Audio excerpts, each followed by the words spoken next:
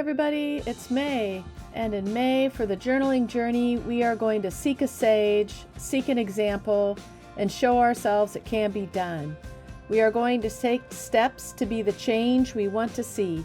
This is our year-long journaling journal collab between the You Don't Own Me podcast and socialrefugees.org. Part 1. The first part of our journaling for May, we are going to look into who do we know that we can learn from? Who do you know that you can learn from? Is it a self-help book, a podcast, or a YouTube channel, or something else? Maybe it's someone in your family or friend circle or a teacher. Regardless, what can these informational sources tell you about things that you are working on? For example, you want to work on not being so quick to anger. Are there any YouTube videos out there on being less angry? Seek knowledge, gather facts, talk to people, find out what it is that other people are doing to change their negative habits. There's a lot of books out there, there's a lot of YouTube videos. You Don't Know Me podcast has some as well. But look out there and see what there is. What are other people doing and how are they conquering their negative attitudes and creating change in their life? Same for your goals and desires. Look into who has done what and what tools can you take from their journeys. Study them.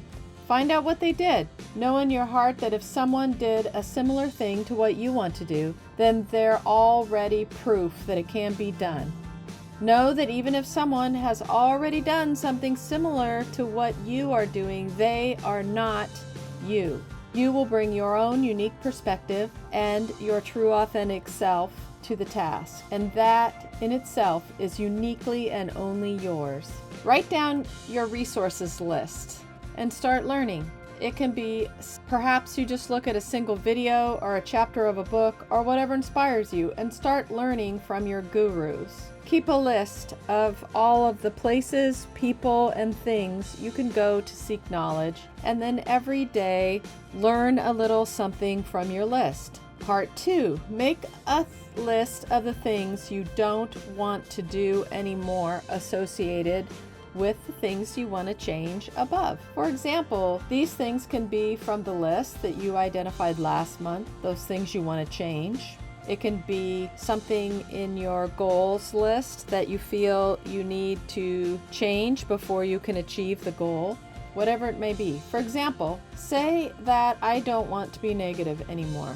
I want to develop more of a positive attitude. So I write down, I don't do negative thoughts anymore. Under that, I'll be specific about the thought. What thoughts am I having that are creating my negative outlook? What things do I do every day that make me more negative?